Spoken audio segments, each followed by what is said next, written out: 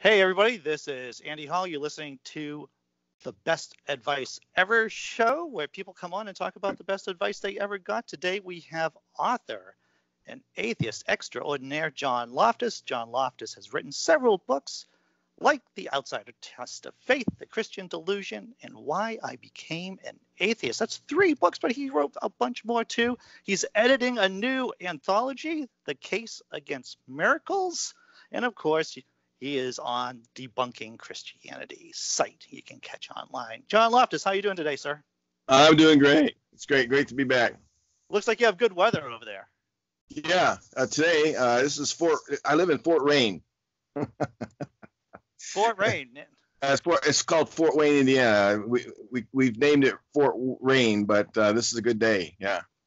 Good. Take them when you can, man. Oh yeah, we have enough good days. It's a great day. Yeah. Great. So let's get right into it. What's the best advice you ever got? I think I lived this advice before I heard it, but I didn't know that somebody had coined the term for it. It's something I read about G.K. Chesterton. Sorry. Okay. G.K. Chesterton is a well-known Christian apologist. He was instrumental in converting C.S. Lewis. And, I spend the rest of my life arguing against him, but it's not like they don't have something good to say from time to time. And this thing I've taken to heart, and it's called Doing Things Badly. He said in one of his books, if anything's worth doing, it's worth doing badly. And initially I remember reading it and I think to myself, that's odd. Why would anyone advocate doing things badly? And I read up on it and thought about it, and I said, well, this is what I've been doing. Just a minute. I didn't mean to say that, but it's true. So explain to me now, I've done a lot of things badly. A lot of things. But I don't think when I do something badly, it's the same thing as what you're saying. So please educate me on this. First off, it has to be worth doing. But if it's worth doing, then it's worth doing badly, because then at least something gets done. And I've kind of like somehow fall into that, and that's what I do.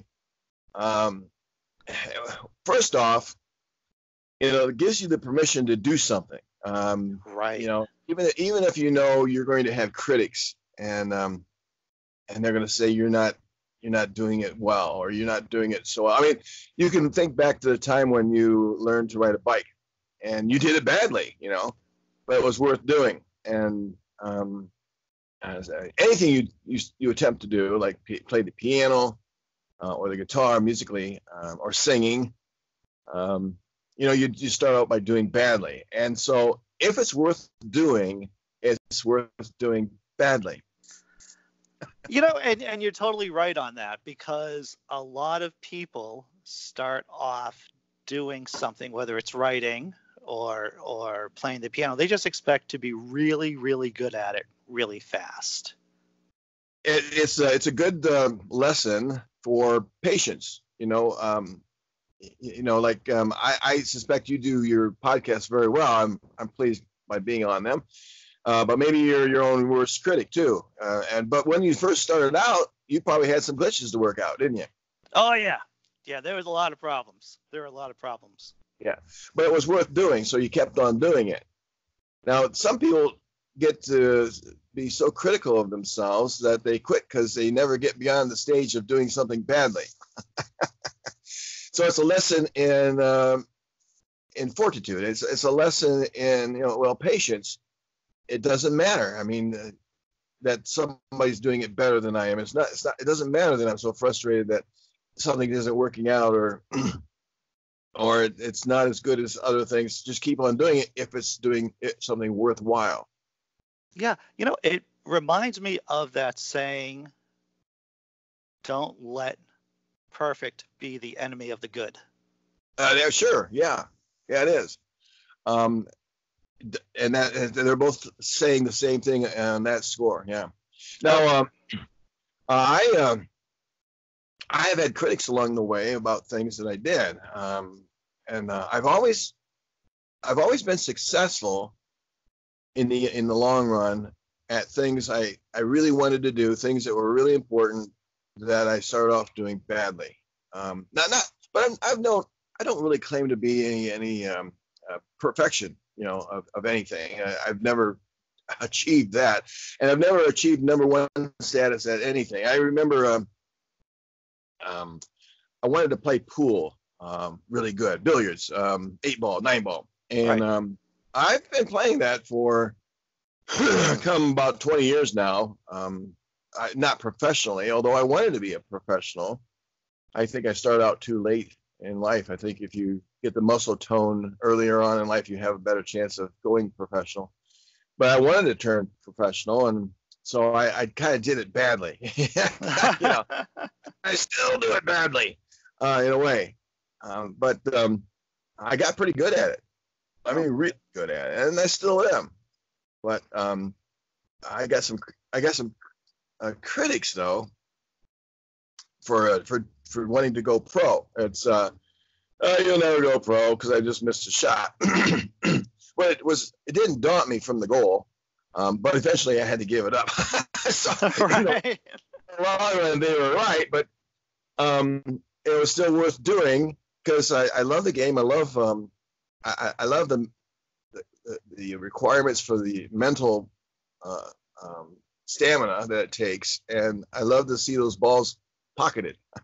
Right. I love winning games,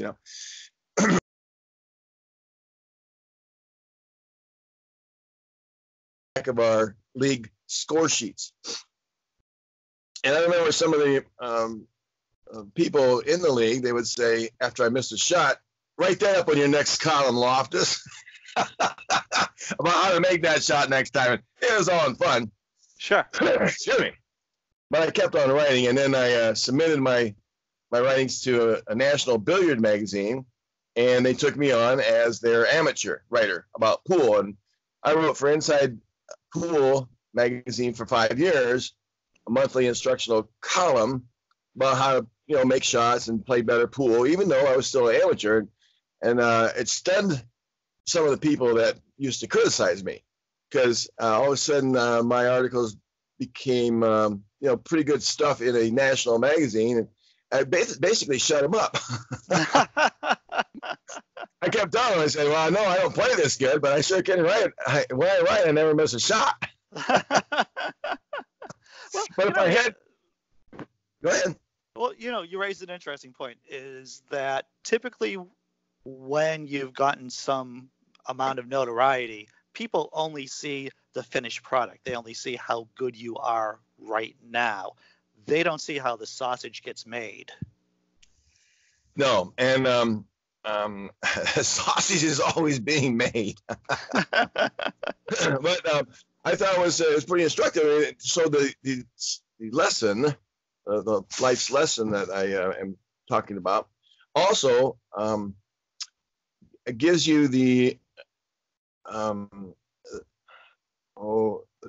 mental fortitude to keep pressing on in the midst of critics who would bring you down, the naysayers. It can keep you pressing on despite the naysayers. There are a lot of naysayers who are just, they want you to be like them, and they're not attempting anything good or perfect. And so, of course, they'll never achieve anything, in those areas. And they try to bring you down to their level, or, not that I'm not somebody else's naysayer, from time to time either. I'm not claiming to be perfect in that either. But it keeps you going when you have the naysayers. I think that's a great piece of advice. Yeah. And it moves into other things I've done in life, but let me skip to my writings, my book. Sure. Hey, back here. It's my dog. Sure. I have two beauties in my life right here, my wife and my dog. In different, species. Right. So, when I first started blogging, it's where my writings began, where I got criticized. You don't know what you're talking about, and especially from the Christians, but even the atheists. And I've been criticized by both all along the way. Sure. One of the particular critiques I get from atheists is a lot of the atheist scholars, they write on a particular single issue because that's what they do. They some of them even teach in universities. Well, many of them do, and they're really good at what they do in philosophy or science or ethical theory or other areas. They're just really good at what they do. They've been probably teaching that subject for years and years, and then they come out with an article or an essay on a topic, and they're perfect. I mean, near perfect at it from my perspective, and yours probably too as an atheist. So and they don't get as many criticisms from atheists because of that. They're the experts, right? So it's kept a lot of the rest of us from entering their fields. Those of us who don't have a PhD in a particular area, Right. A specialization. Now, I don't have one of those. I don't have a degree in a particular area of specialization because my specialization was in general studies, in apologetics. I mean, I knew a little bit about a lot of stuff. So if I am a scholar, then I'm a scholar in many different areas. That's my scholarship. I have a broad range of perspectives when it comes to Christianity, because I dared to write about every area. I tried to produce some scholarship in each area. My book Why I Became an Atheist covered more areas than I know of anybody else to have done before that. Sure. In recent memory anyway. And so it's like I must not know enough to write the book. I must not know enough. When it first came out, some liked it, some didn't. But the naysayers were there, and it's a chapter on, say, the problem of evil is not the same thing as a person who writes a book on the problem of evil, Right. who has taught those classes for years and years and years and years and years.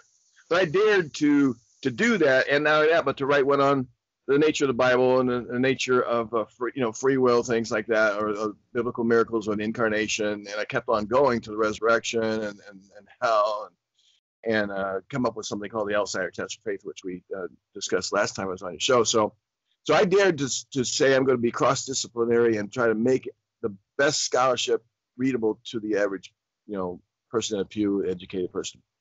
And I did it regardless of the fact that I was doing it badly. I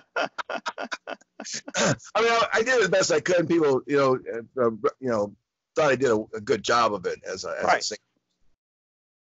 Well, there's a difference between explaining something to the everyday person and then writing a scholarly article. And there are people who write very good scholarly articles, but I pick up one of their books designed for the layman, and this is just unreadable. I'm not going to mention any authors, but I got a couple in my head right now.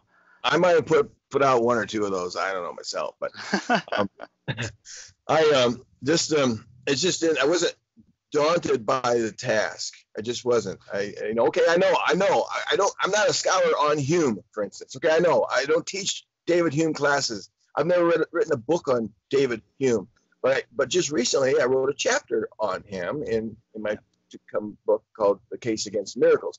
I did that anyway, even though I know that someone's going to say, well, you forgot this, or you didn't understand this, or I'm making a bad attempt at it, but it's not too good. It's not too bad after all, type of a thing.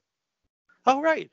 As long as you get the basic kernels of the idea, and like I said, your readers can understand the basic points, that's great. I will say it's a pretty good chapter, though. And let's face it, most people don't want to sit through a graduate level class in David Hume. They want to, know the important points, of what he had to say about that particular topic. So my lesson for you today is that if it's worth doing, it's worth doing badly.